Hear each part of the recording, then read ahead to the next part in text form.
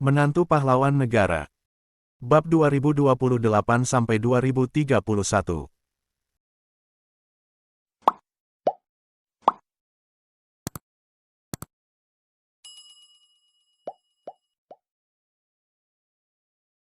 Bab 2028 membagi bonus. Tentu saja Ardika tidak akan marah, dia berkata dengan sungkan, "Bibi, aku nggak memiliki niat apapun terhadap putrimu. Hanya saja, dia hanya menyerahkan surat pengunduran diri melalui orang lain tanpa memberitahuku, terburu-buru untuk meninggalkan kota Banyuli. Selama ini, Jessica terus membantuku mengurus grup Susanto Raya, sudah bekerja sangat keras. Hal-hal ini aku bisa melihatnya dengan jelas. Karena itulah, sudah sewajarnya sebagai seorang bos, aku datang untuk melihatnya." Melihat Ardika tidak terlibat konflik dengan ibunya, Jessica menghela napas lega.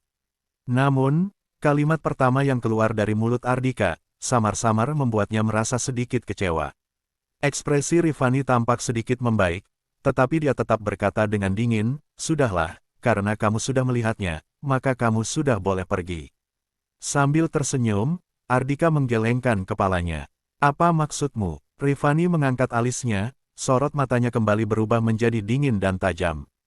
Ardika berkata dengan tenang, "Bibi, kebetulan perusahaan di bawah naungan perusahaanku baru saja didaftarkan, saatnya membagi bonus, tapi Jessica malah tiba-tiba mengundurkan diri. Tapi, dia bisa mengajukan pengunduran diri, sebagai seorang bos, aku nggak bisa menyetujui dengan mudah. Kalau nggak, orang-orang di luar sana pasti akan mengataiku nggak tahu berterima kasih. Begitu perusahaan didaftarkan, aku langsung menyingkirkan karyawan yang berkontribusi paling besar." "Hehe," Rifani langsung tertawa saking emosinya. "Kamu ini benar-benar menarik, ya. Putriku mau mengundurkan diri, kamu malah menahannya, nggak membiarkannya pergi. Membagikan bonus. Coba kamu katakan, bonus yang bisa dibagikan oleh perusahaanmu itu hanya berapa?" Ardika tersenyum tipis dan berkata, "Nggak banyak juga.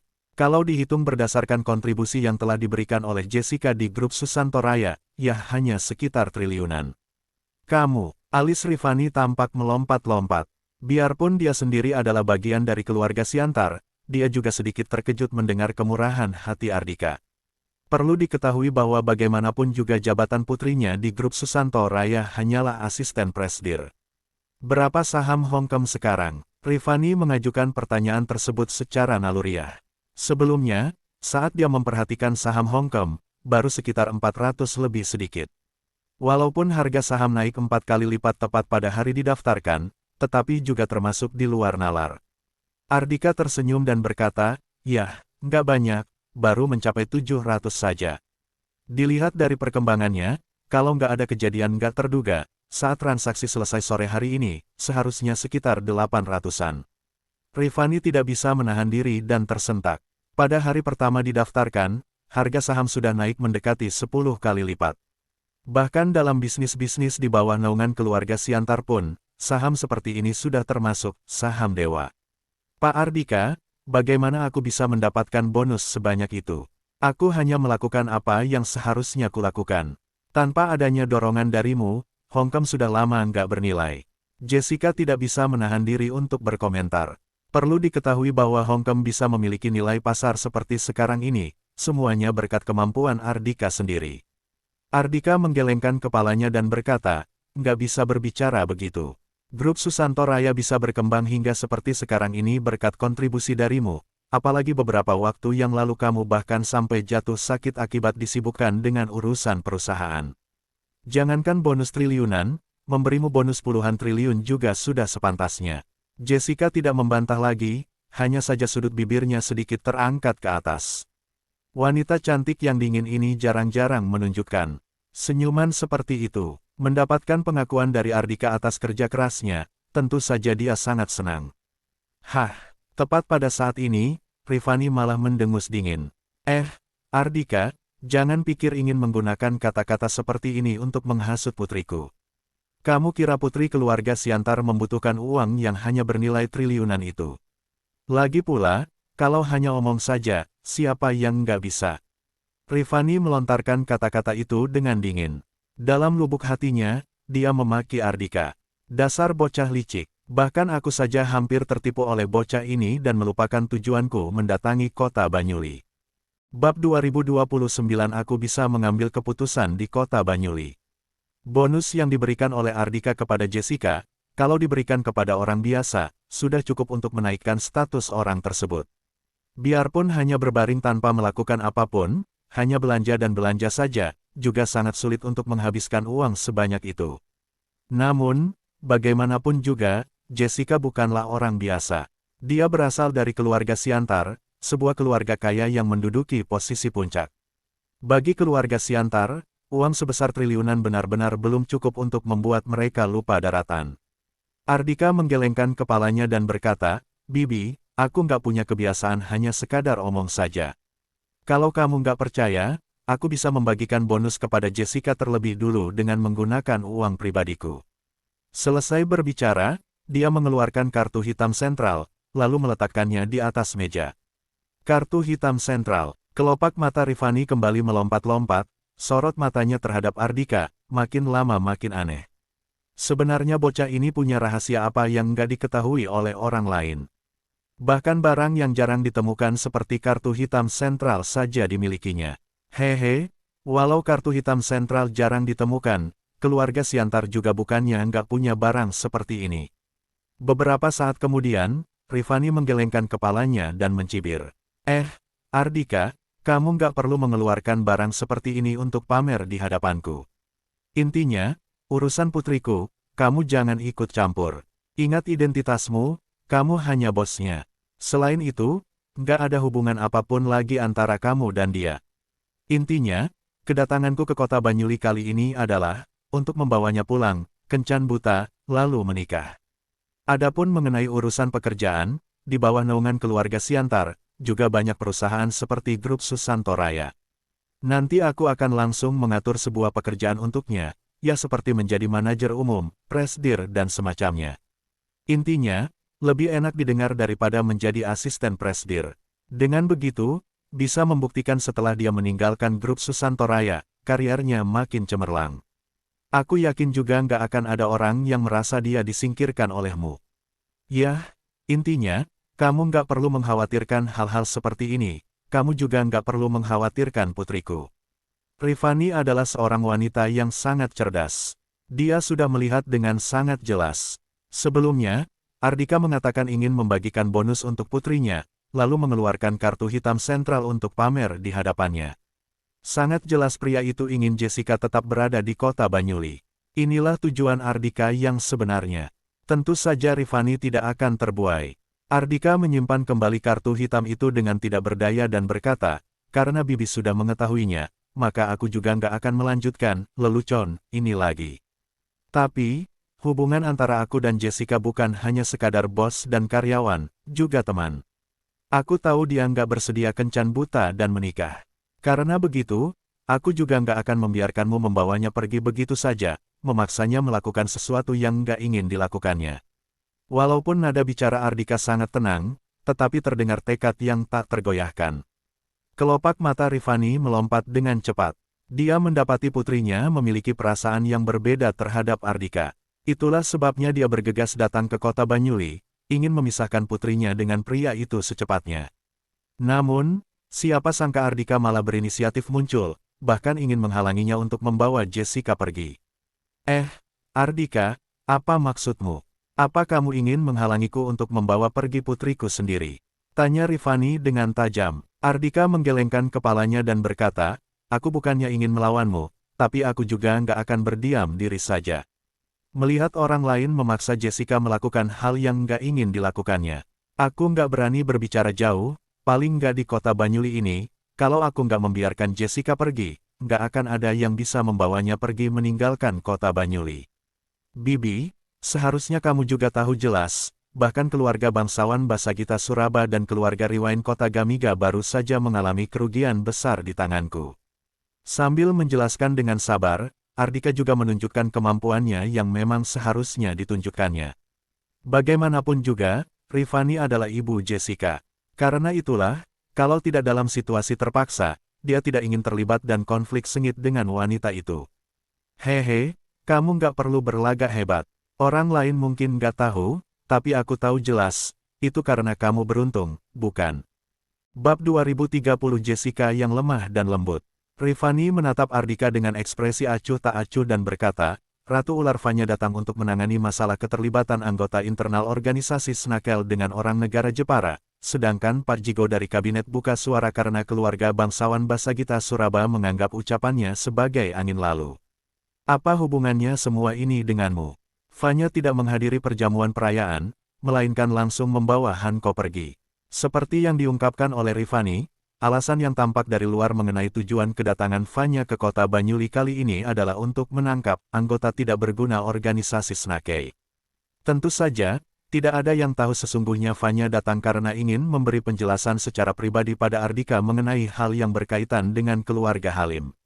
Itulah sebabnya dia mendatangi kota Banyuli. Tentu saja juga tidak ada yang tahu, alasan Jigo selaku tetua kabinet memaksa keluarga bangsawan Basagita Suraba untuk tunduk dan mengeluarkan uang bersama keluarga Riwain kota Gamiga untuk menangani masalah yang mereka timbulkan sendiri, adalah karena satu panggilan telepon dari Ardika.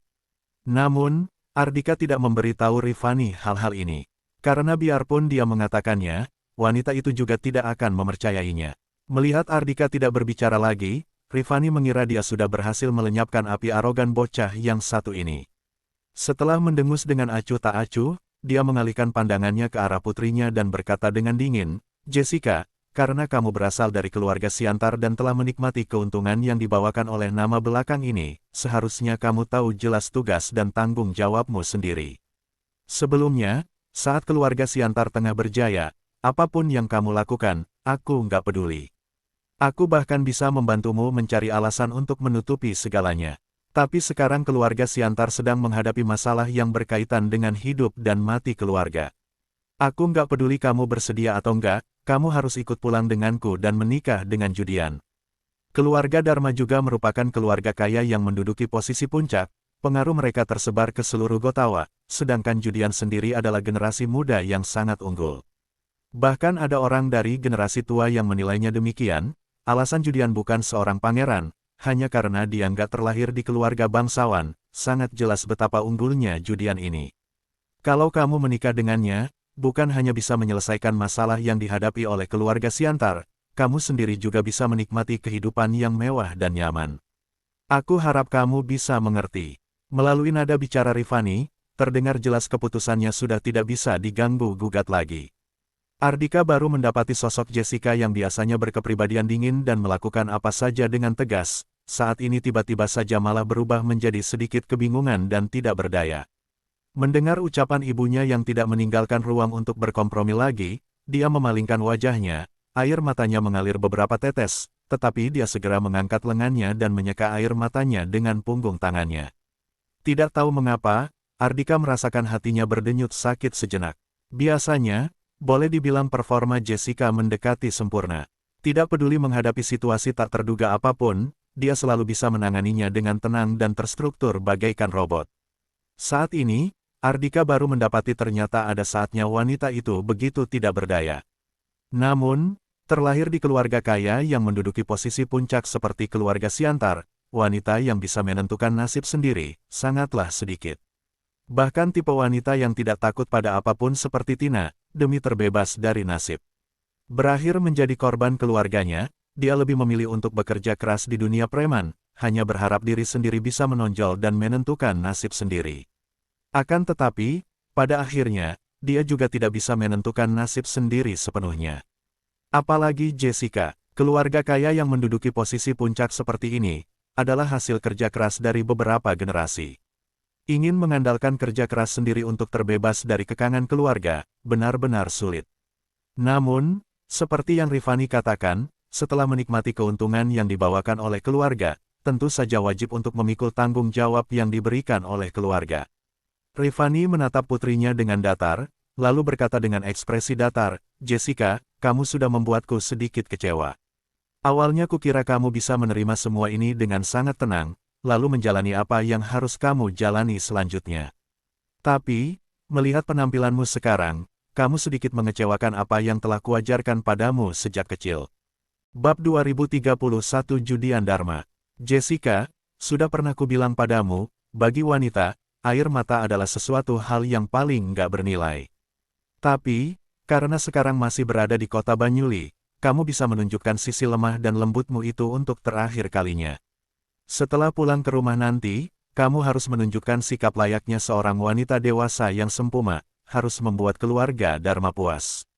Kalau kamu masih saja lemah dan lembut seperti sekarang, aku hanya bisa bilang kamu nggak akan bisa menjalani kehidupan sesuai keinginanmu di kediaman keluarga Dharma.